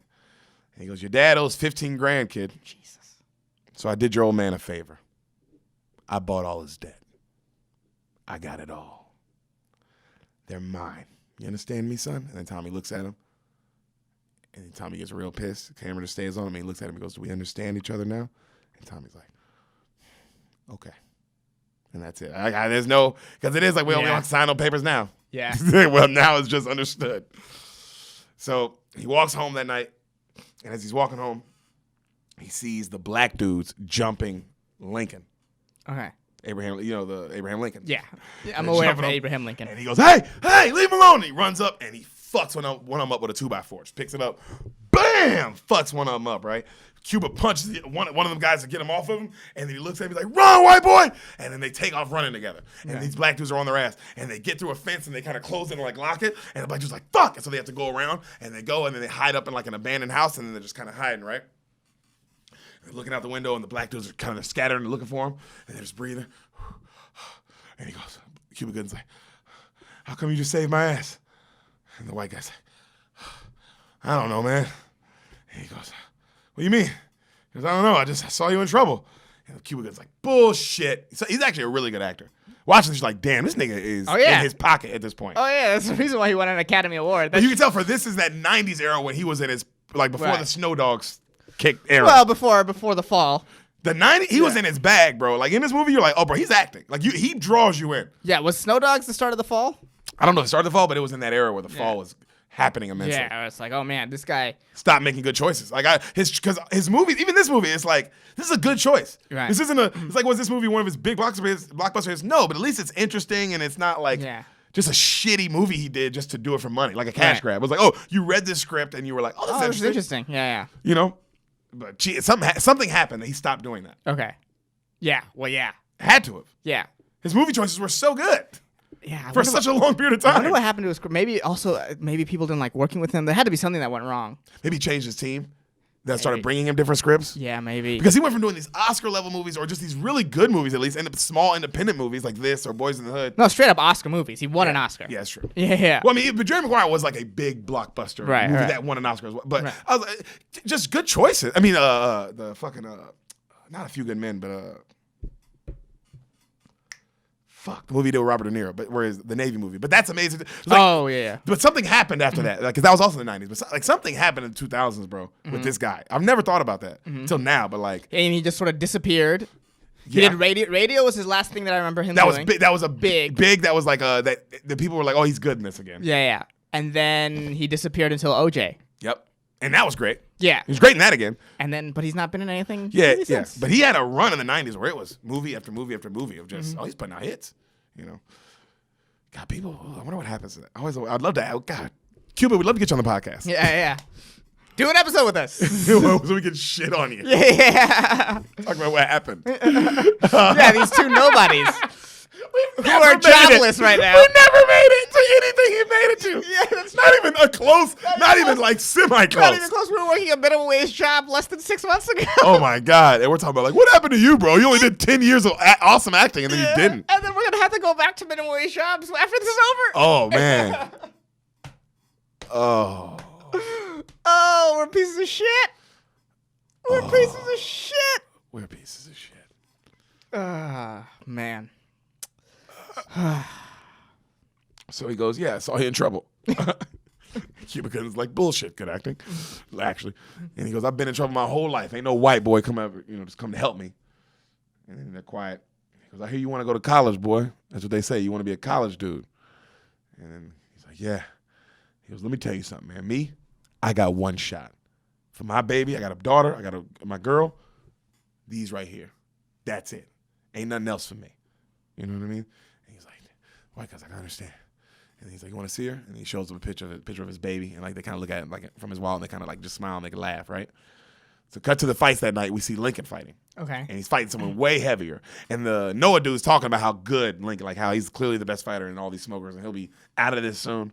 And how this guy's way heavier than him, but for a guy like with his skill level, it's not even a problem, right? Okay. So we see him fighting the dude, and the dude does a dirty shot that knocks Cuba down. And then while Cuba's down, he fucking kicks this nigga in the head. Wham! Right? And Cuba's like, oh, like he fucking in the face, not his face all bleeding. He gets up and he dodges a couple other dirty shots. Like the guy tries to throw like a knee and another kick and he fucking dodges it. And then he beats the dude's ass still with clean boxing. Knocks him out. You know what I mean? It does show you like, oh damn, Cuba like he got himself. Yeah. He also got himself ready for this, the actual actor. Like he looks good, you know? And so Tommy that night, later that night he's hanging with Noah.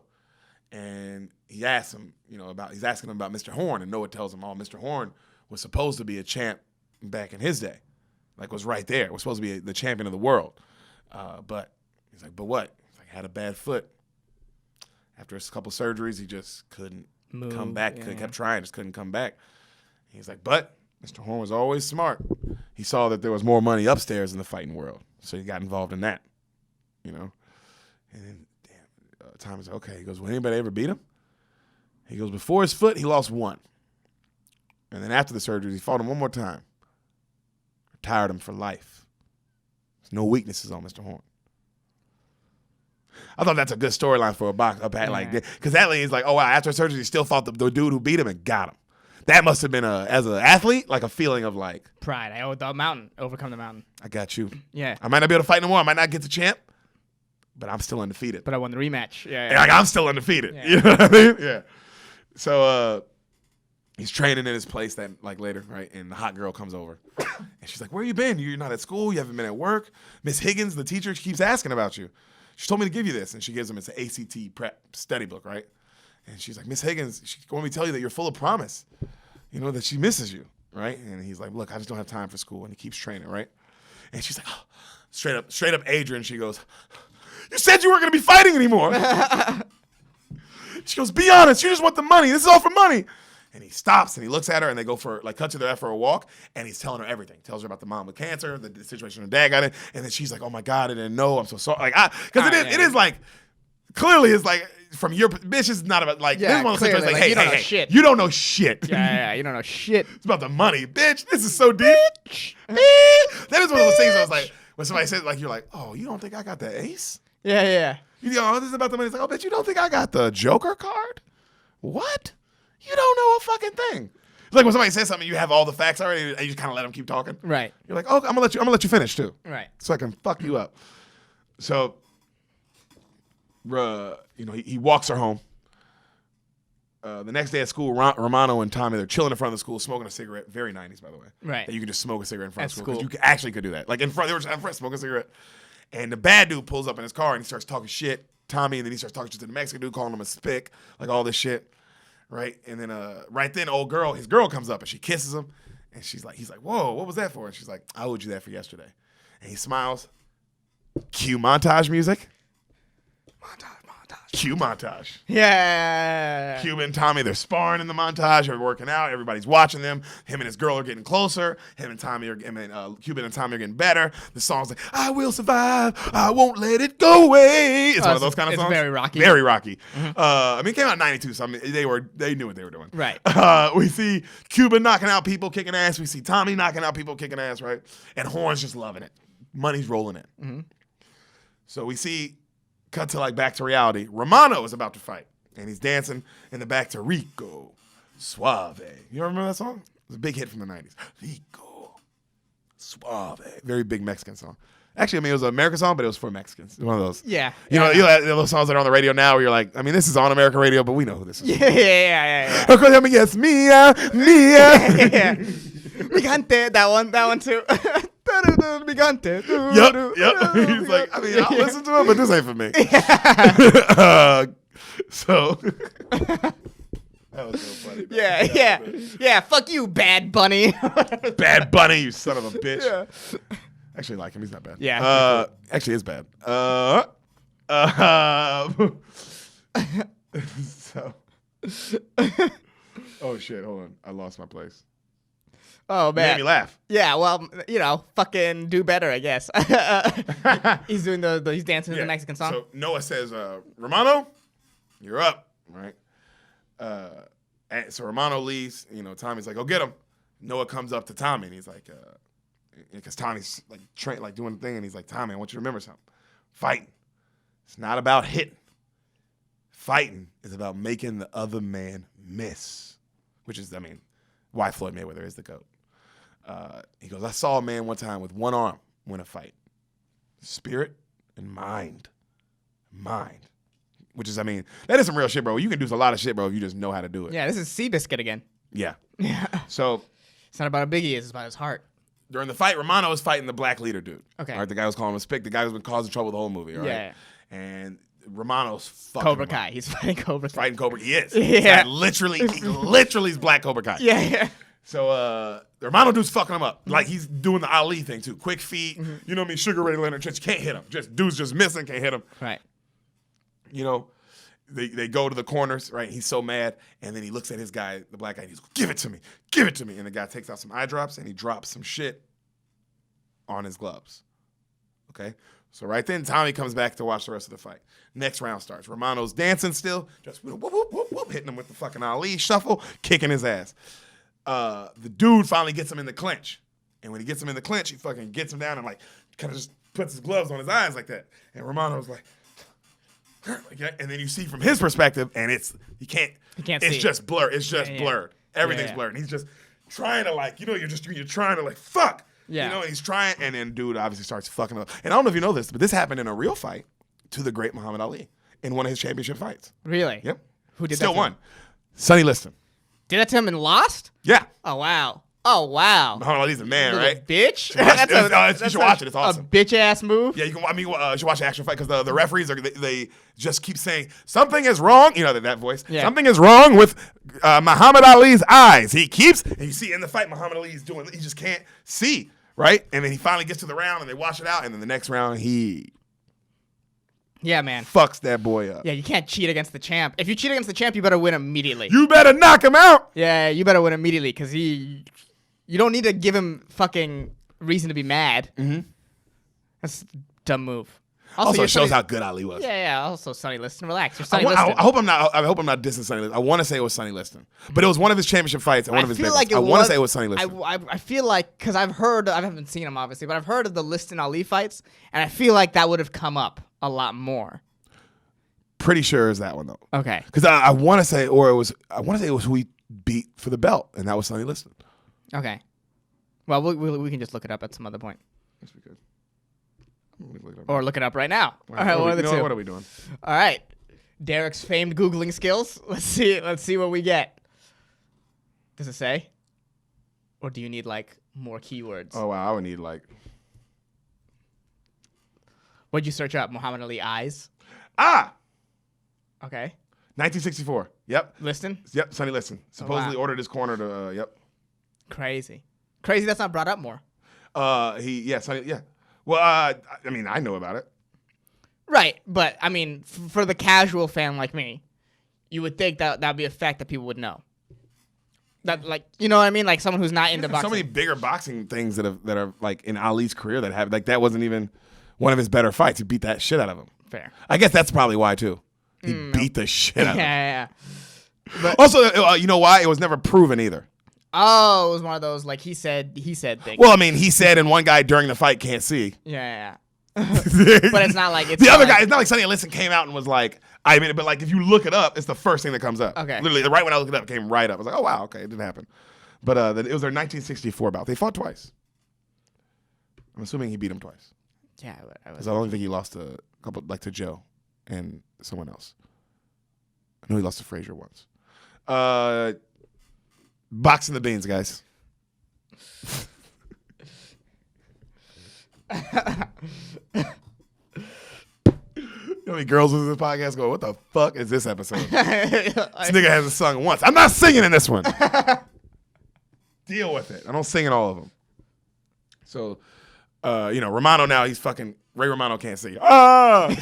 Deborah!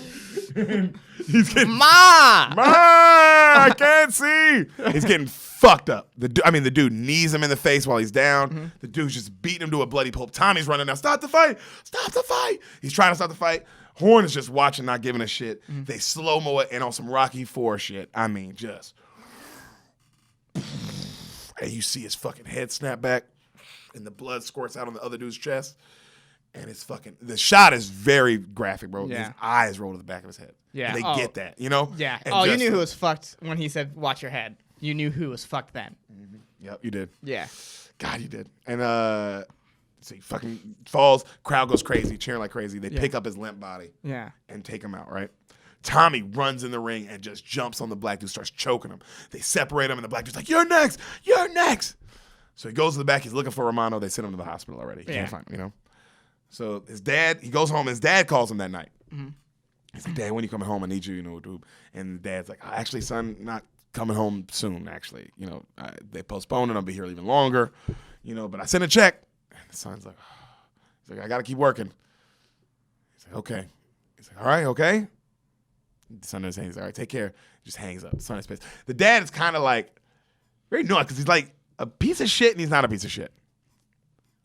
Does that make sense? I get what you're saying. He just doesn't know. No. It's just fucked up that he left his son. Yeah. But when you know why. But still, you left your son. But you left your son. You see what I'm saying? Your high school son. So it's kind of like, it's fucked up, bro. Yeah. So. To fend on your own with loan sharks. Yeah, dog. That's what I'm saying. He's not a good dad. I don't think he's a good dad. No. Oh, you mean the fact that he drank all their money away and tried to bet it all back? He's honest, but he's not a good guy. No. He is the kind of guy that you can still maybe have a relationship with when you're older and like, it's rocky, but you have a relationship. Yeah. But it ain't the kind of relationship where it's like you never talk to him again maybe, but it is still fucked up. Right. So he goes back to school and the teacher asks him, Miss Higgins, like, hey, can you stay after class? All right.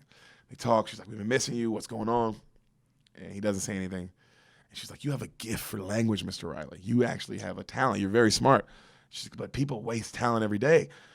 Success comes not with what God has given you, but with what you do with it. Which is some real shit. And he thanks her. He's like, okay. And he leaves. So after school, he tries to find Romano's hospital. So he's just trying to going through. He's not at any of the major hospitals. He's like, what the fuck is going on? He talks to Noah. The Noah dude, the black dude, tells him, you got to look where the poor people go, not the regular hospitals. Tommy looks at him, and then he looks at Horn. And Horn is, like, laughing with his Rolex on and shit. And he's like, and then he goes and checks, like, a clinic. Mm. You know what I'm saying? Like, with just poor people, poor Mexican families running around everywhere. Right. It's just way overcrowded. Right. And he goes, and he sees Romano sitting there. Breathing tube. You know what I mean? Just full thing, right? Face fucked up. And he's like, hey, Romano. He's like, hey, Romano, hey, hombre. And then the black guy who's in his room, like he was his roommate, he's like, ain't no use. Doctors say the bastards beat him brain dead. They say it happened in a gang war when they dropped him off. When they dropped his body off. So they didn't even say, you know what I mean? They just dropped that nigga off. Yeah. They said he was in a gang. They also just dropped his body out in the front. Oof. Brain, this motherfucker's dead, fool. He's like, Starts crying. Romano, wake up.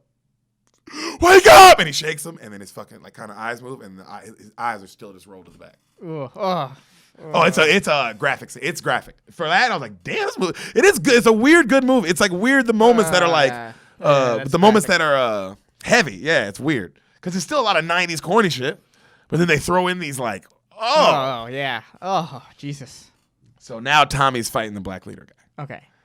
All right. And then, they go to touch gloves, and then the black guy goes, how's Romano? He dead yet? And Tommy just swings, and the guy dodges it, and they break it up, right? And then Noah grabs him and goes, hey, you're angry, but that's your enemy. It's a mind game. Outthink him. Outthink him. And then he smiles, and then outfight him. Good coach. Fair. I would like that. If I was about to fight, I actually would like someone to calm you down. When well, also like the energy of that. Okay, yeah. You didn't like it? Of the energy of the transfer? Then outfight him. It's smart. It's very fun. I thought so. It's very fun. Because you look like you hate it. Like, Yeah. I just hate the whole situation. It's just a bad What do you situation. It's just like, damn, he has to fight this guy next. He's like, underground. Like, all of it is just like, it's awful for him. Yeah. So the black guy goes, put the shit on my gloves now. And the trainer's like, you sure? He's like, I don't want to wait with this motherfucker. So he puts it on his gloves right before the fight starts. Mm-hmm. They come out, they're swinging, right? The dude's talking shit. Tommy's messing him up. Bam, bam, bam. He finally gets him in the clinch. He tries to rub it on his eyes. Tommy kind of notices what he's doing. And he stops him and then just picks him up from like the back of his leg and boom, body slams that nigga, dog. Straight up body slam. And then when the dude gets up, he fucking boom, punches him in the nuts. Like he fights dirty. Yeah. And the guy's he deserves that. And then he just fucks him up. I mean, like, just as bad as Romano. Like, so at the end, he's literally the guy's like about to go Brendan, and he's about to hit him, and then Mr. Horn's like, finish him, and everybody's like, come on, and he's looking at him, and the dude's like eyes are starting to roll the back of his head, and then he just like lets him fall. Crowd goes crazy, and the Horn dude's pissed, like, God damn it, finish him, I felt like. It's the kind of where you don't. It's not that you want to see somebody die. No, it ain't even that. Yeah. It's the do what I say. Okay, he didn't like that. He didn't like the. I said finish him. Yeah. You heard me. I'm standing right by the ring. Right. Finish him. And you defied me. That's what I felt like there. It's like, it's just like, I don't give a fuck if I'm telling you you owe me money. You know what I mean? You know how them people kind of be. We owe motherfucking money, bro. Oh, they feel they own you. Yeah. So Jesus. Yeah. So crowd's chanting, Tommy. So as he leaves, he walks aside. Cuba's standing out there with his girl, and he intros him to his girl. And he goes, "This is the white boy that saved my black ass that one day." And she's like, "Oh, okay." And they talk about Horn, how he's a piece of shit, and he's like telling him how he needs to get away. And Cuba's like, "Look, dude, I know the motherfucker's a piece of shit, but I need the money. Like, it's like my situation is what it is. Yeah. And he goes, you need a ride home? And he's like, yeah. So they give him a ride home. And when he gets home, the girl's waiting for him at his place, his girl. Okay. And they go upstairs, very passionate love scene, but you only see the feet rub. Okay. You know that shot? Yeah. Like they're having sex, so I'm going to show you some feet rub and some kissing. Right. But you know it's fucking. Right. And the piano-y music. Yeah. So the next day at the gym, Tommy's watching Lincoln train. Lincoln's in the ring training. And the guy kind of like grazes him with a jab. Just kind of, barely touches him. And he drops him to his knees. And he pretty much starts spitting up and like having like a seizure. Cuba Gooding. And he can't breathe. And so cut to they got the doctors testing him. And then, and Tommy's like, what do you think happened? He's like, I just saw him. He's like, the guy barely hit him. And then the Noah guy looks at Tommy. He's like, that ain't from that hit. That's from getting kicked in the head a couple of weeks ago by that big boy. And you see Cuba and he's like, just trying to, you know what I mean? Yeah. And he's looking at his eyes and the doctor tells him he may have popped a blood vessel in his head. Oh, shit. 60-day layoff minimum. He has to take at least 60 days off. Pretty much. Still be able to fight again in the future, but 60 days. 60 days off bare minimum. You got to at least. And then a little time after that probably, just to train and get ready for the next fight, So Tommy, everybody's like. Cuba's coming back too early. Yeah, so he tells everybody that's going to happen. Yeah, and then everybody's like, oh, right, whatever. So that night, Tommy leaves and he shows up for his fight. But when he gets there, his fight, the guy he's supposed to be fighting is already in the ring fighting another person. And so he's like, what the fuck? So he runs back to the Robert Loggia guy's office. He's like, yo, what's his name in the ring fighting? I'm supposed to be fighting him. And then he goes, oh, well, he's been replaced. And then he's like, well, he's been replaced. You're in the main event fight now. He goes, what? He's like, who am I fighting? He goes, oh, they replaced your guy with Lincoln. And then the camera pans over and you see Lincoln. Cuba Gooding, he's now getting ready in the back. Game face. And he's like, what? He's like, yeah, well, Mr. Horn talked to him and offered him 20 G's for this fight. Ooh. Good movie. Ooh. Tommy's This guy like, is fuck. a fucking slumlord. This guy's awful. He knows he can make a lot of money on these two fighting, though. Yeah. Oh, my God. So, because also, like, if you're let's say you're the people that come to these smokers, right, and you watch underground boxing. Yeah. These two guys, you're like, well, these are the only two that are gonna, like, if anyone out of this is gonna make it and be a name, It's these it's two. gonna be one of these two. Yeah. Oh, So, God. you know what I mean? Is he going to kill his friend? So, you know, Lincoln's he's warming up, right? And then, you know, Tommy's like, are you fucking kidding me? And he goes over to talk to Lincoln, to Lincoln, and, you know, he's like, hey, come on, man, what's going on? And then, you know, Lincoln's just in this, he's like, hey, no hard feelings, brother. You know what it is. You got to do what we got to do, right? And he's just kind of like not ignoring him, right? Just getting ready. And he's like, Tommy's like, look, man, I ain't fighting you. And then he ignores him. And he's like, Tommy's like, hey, man, I ain't fighting you. And then fucking Cuba's like, I ain't got no choice, Ghost. This is my ticket. So he can act, bro. Because don't mess with that. You want to say you're my friend? You want to be my friend? Don't fuck with my life. Oh, God. So I act like that's a boxer though. That's like, Yeah. that is a real boxer. You ain't telling no real boxer. Like I really say, hey, bro, they just offered me 20 G's. Strap up your fucking gloves, bro. Strap them up. That's a crazy thing to say. Don't fuck with my life, because either way, you're fucking with his life. Right? Oh, he's going to kill his fucking friend. So he goes to he storms out of there because Lincoln ain't trying to hear it. Right. He goes up to Horn's office. Lincoln could die if he gets hit too hard. You know that, right? And Horn probably He's like, doesn't give a shit. Yeah, Horn doesn't give a shit. Yeah, and he clearly. Goes, and he goes, I'm not fighting Lincoln, man. I'm not fighting him. And Horn laughs. Yes, you are. And he goes, and you'll beat him too. And after that, we're going to sit down and have a chat about your future. Fuck you. And he goes to storm out, and then right then his goons block the door. Mm-hmm. And he goes, what? And then Tommy turns around, what, they're going to kill me? Is that what you're going to do? You going to kill me? And he looks at him and goes, well, I hope not, Tommy. I thought that was cold because it was like, oh, what you think, little boy? Brian Dennehy, huh? Bad man. Yeah, Jesus. He goes, oh, I mean, that line is cold that, oh, well, I mean, well, I really hope we don't have to go there. Oh, good God. And he's looking at him. He goes, see, Tommy, let me tell you something. You the boy I've been looking for. And Tommy's kind of looking at him. And then Pappy Jack starts whispering in his ear, tell him how you can be the welterweight champ in a couple years. We're talking about millions of dollars each fight, $2 million a fight. Everyone loving you. Everywhere you go, you're the champ. Everyone calls you champ. And Tommy's just, get away from me.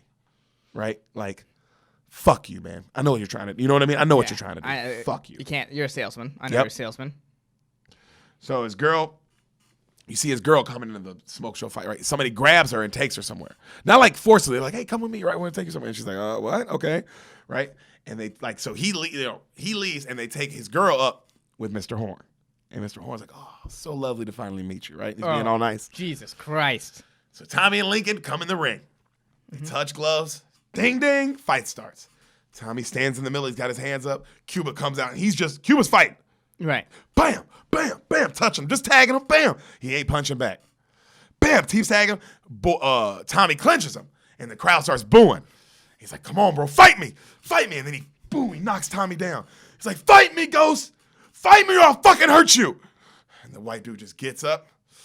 He's like, come on. And Cuba unloads on him again, and he just takes it. Boo, boo, boo, boo, boo, boo, boo. And then the bell rings, right? And Cuba's like, he's about to start crying. He's like, you don't fight me, Horn won't pay, man. Fuck. And he walks off back to the corner.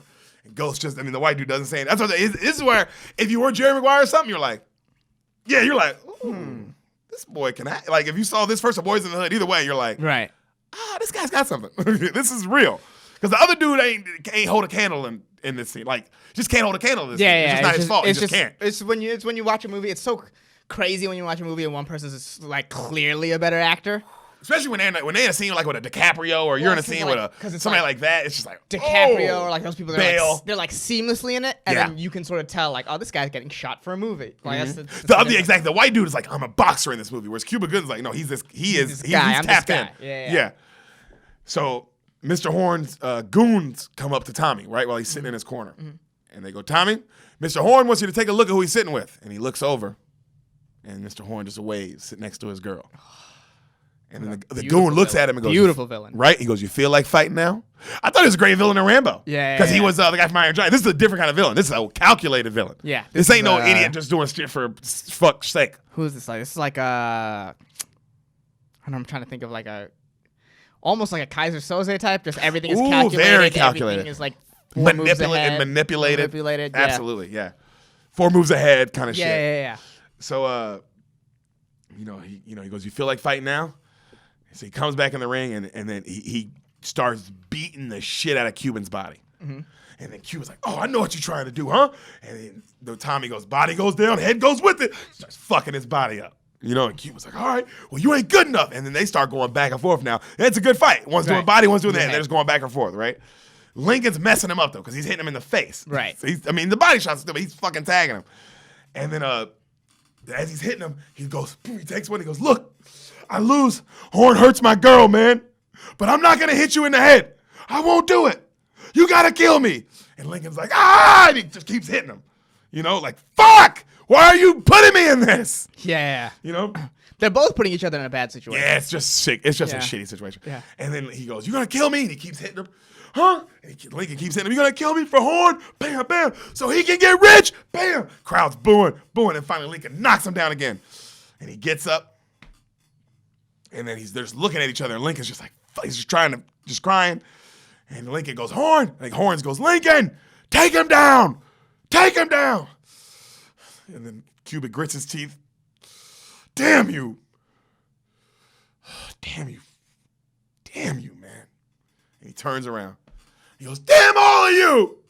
And he goes in his corner and he puts his towel on his head. Crowd just starts booing. They start throwing trash in the ring, Horn comes in the ring and he grabs Cuba. Hey, get in there and kick his ass. And then he looks at him and Cuba's like, no. And he turns back around. He grabs him back around. He goes, you don't say no to me, boy. And then he looks at him. Cuba looks at him like this and goes, no. I ain't fighting for you no more. And Horn kind of laughs. And then backhand forearms this nigga. Boom! Out of the ring, because he's by the rope. Out of the ring. Bam! He lands on his head. Ooh. And he's just out of it. Ooh. Ooh. I know, dude. Ooh. Like, what? It might have been the wrong thing to do. Is this movie? Yeah. Also, like, what? Might have been the wrong thing to do in front of the white boy, though. Mm-hmm. So Mr. Horn grabs the mic and he tells the audience, hey, fight's over, guys. The bet's off. And everybody's like, what? Boo! There'll be, your wages will be given back to you and your bets will be given back to you. There'll be no, everything will be refunded, right? Tommy gets in the ring. He goes, I want to fight you, Horn. I want to fight you now. He looks at him. He goes, what? What? Why would I fight you? What does that do for me? He goes, it'll give you what you want. Me. He goes, I'll fight you. So what you say, huh? You win, you're free? Okay. But if I win, you little fucking punk. He gets right in his, this is the first time he gets right in his face. You belong to me. You're mine. White boy's like, deal. They get in the ring. Horn holds up his hands. No gloves. Like this, right? And then Tommy goes, cut him off. The black dude's like, cuts off the gloves. All right. So now the crowd's like, oh, shit. Oh, shit, nigga. We're about to see the owner. What is this, Vince McMahon? Like, literally, it's like, nigga, is this WWE? What is the owner? Yeah. The billionaire owner? Like, let me get in on something of this. Yeah, that's weird. So they go on bare knuckles. So they go and the ref's like, all right, come in and shake hands. And Mr. Horn's like, I'll handle it. He goes, come on, let's have a fair fight. And he holds out his hand, and Tommy goes to shake his hand. He slaps him right in the face, and he starts laughing. He's like, oh, come on, boy. Protect yourself now. You're in the ring with me. I do love the, yeah. Oh, dude, I'm so far ahead of you. Mentally. Already, just that little move is already because now you're like, oh, dude, I just got slapped. Fuck. Yeah. So he fucking he lets him take a shot. He lets him punch him, right? Right as Tommy punches, he puts his head down. Crack! You hear that, and he goes, ooh! He's like, oh, top of the head, kid. You didn't know? Hardest part of the body. That's why we have gloves. Love that, because I was like, damn, that is real. Yeah, I know that. That's why bare knuckle boxing, they never hit the head. Yeah. Because it's way easier to break your hand. Break your hand. Yeah. And this? Yeah. This here? That's why if you headbutt somebody, you can fucking kill them. It is something like I think bare knuckle boxing back in the day had less deaths than actual boxing now. Yeah, because you get hit in the head way less. Also, I'm sure the brain injuries, like lifelong brain injuries, probably had to be way less. Way less. Yeah, I'm sure your kidneys weren't great. But it probably also looks way more brutal too. Oh, Lord. Yeah. Those body shots? Yeah. Fuck. So, he's fucked his hand up now. And then he dodges some punches, the horn dude, and he just fucks him up. Bam, bam, while talking shit the whole time. Mm-hmm. You wasn't ready for this, Sonny. I'm telling you, I keep bam, just fucking him up, right? Pulls his pants down at one point, laughs, whole crowd laughs. He's just like, he makes him hit his head again. He's like, ooh, hurts. And then that's the other hand. He's like, So Tommy dodges a few more, and he gets a couple shots in, His fucking hands pretty much just looks broken as fuck. Yeah. And Mr. Horn grabs him and puts him in a chokehold. And then as he starts to pass out, he steps off and bam, knocks him out the ring. Just through the ropes. Wait, who knocks who out the ring? Horn. Like Horn puts him in a chokehold. Yeah. Tommy starts going to sleep. He steps off of him. Boom, bam. Knocks him down like through the ropes. Right. So now he's outside the ring laid out. They pick up his body and they throw him back in the ring. Right. Yeah. 7, 8. And you hear the Noah guy like, come on, kid. 9. He gets up. Horn comes over and he fucks him up a little more and then punches him square in the chest. Ooh. And he drops down again, right? Yeah, that's how Houdini died. Oh, dude, yeah. Yeah. He died that way. Yeah. He gets up and he goes, what's the matter, Horn? You can't finish me off? And Horn's like, gets a little pissed. And Horn comes over and he swings and the kid goes, boom, and Horn goes, crack! Oh, and he breaks his hand. Yeah. And he looks at him, he goes, bleeding, top of the head, hardest part of the body. Puts his hand, that's the scene that gets you the good, like, yeah, you're just like, go get him. Here's the turnaround. Go get him, Tommy. Yeah. And he goes up, and he steps on his toe, like how he saw him do it, fucking, boom, headbutts him again. And now the Horn guy's fucked, they can't see, Right. And then he goes, what, can't beat a kid with one arm? And then he's still shaking. And then the guy, like Horn, now squares up with him. And, he's fighting him like this, like his arm's broken. And then Horn steps one step closer. And then the camera zooms in on his hand that's like this. And he goes, BAM! And then everybody's like, oh, he was faking it! Yeah. He was faking it! Mind games, dog. That's a good mind game. And he uppercuts him. Bam! Cuba comes out, because now Cuba's awake, and they bring him back out, and he's like, get him, Ghost! Yeah. Get him, Ghost! And he's fucking him up, and he beats him to the ground. 5, 6, 7, 8, 9, 10, you're out! And then he's like, ah! And he can't believe it, and everybody's going fucking crazy. Their fucking Horn's knocked out. No one comes in the ring. You did it! You did it! You didn't break your hand! You were using your mind! You make him think! You make him think! And then the white guy, Tommy, said, you make him think you're weak when you're strong. Because he said that to him earlier, and he's like, yeah! And they hug, and he's like, my man! Right? And then the girl comes in, and she kisses him. Lincoln, he sees Lincoln. They shake hands, that classic white-black handshake. Yeah. Freeze frame. Gladiator. Dude, is there anything better so than 90s. the white-black handshake? So 90s. I love the white-black handshake, so man. 90s. Oh, come on. I'm born of the white-black handshake. That's a good point. That is a good I'm point. a product. All right, so at what point does Russell Crowe come in?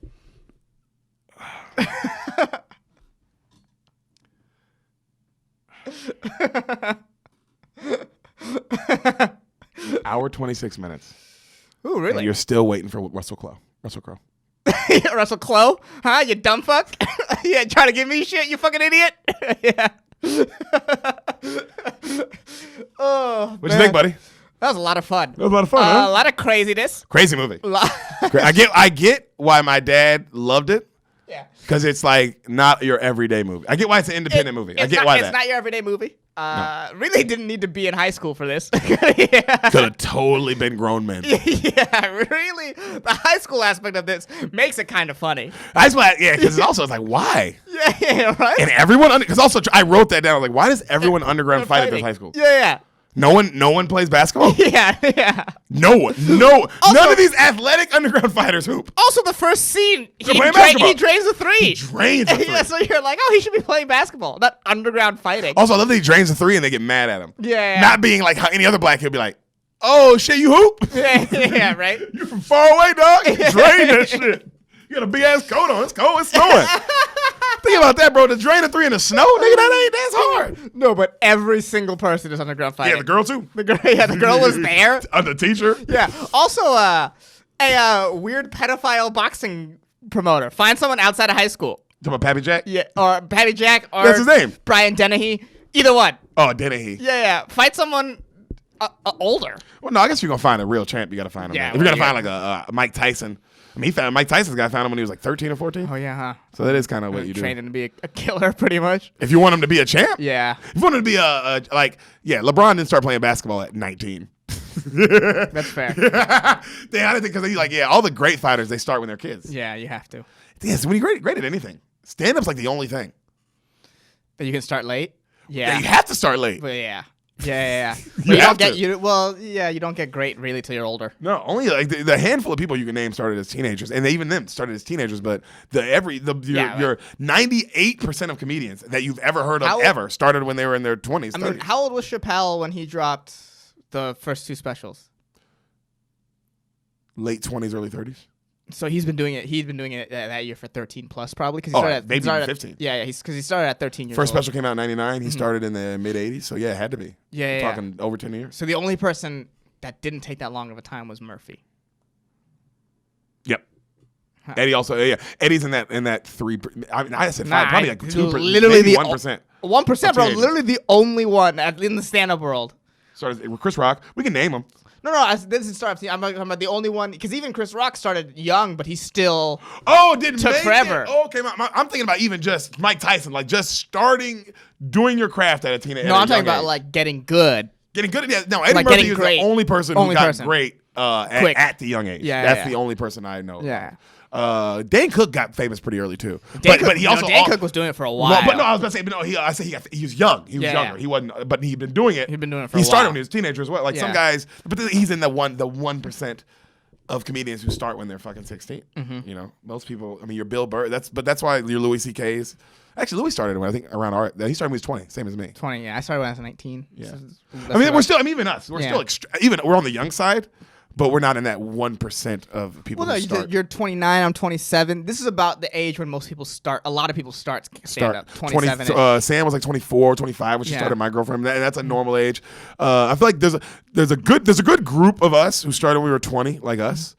But then most niggas start around mid-20s. Mid-20s, 30s. Yeah. And then the 1% started at 13 up, 12 up, or whatever the fuck. Some psychopath. Yeah, some weird, like, what, your parents let you do that? Hey, fucking no. Yeah, dude, if my son was like, hey, can I go to a nightclub and tell jokes? No, dude. Nope. Do fucking math. You can do math and you can play baseball. Yeah. With your team. Math. You play baseball with your friends. If there's a stand-up comedy club at school, sure, go ahead and do that. No, you're not doing that. Yeah. You're not doing that. You're going to do something else. You're going to fucking play baseball. Let me tell you something. You'll have way more fun. You have way more fucking fun. That's so crazy. Doing anything else. That's so crazy. I do stand-up, so I know for a fact how much fun you'll have. God, who lets their 14? I guess, but I mean, if your 14-year-old's like, I'm doing this, then it's like, well, what the fuck are you gonna do? I mean, Kevin Garnett's mom didn't let him play basketball, so he snuck and played basketball. You know what I mean? So it's like, you'll do what you want. If they're gonna do what they want, might as well, especially something like stand-up when they're in like these vulnerable, terrible situations to be in. Just these weird nightclubs at also, like 3 in the morning. We're all pedophiles. Yeah, all comedians. Every single one. All of us. Not a comedian you've ever heard of in your entire life that didn't fuck little boys and girls. And that is Gladiator. Stay alive, please. Come back next week. We'll try too. Yeah.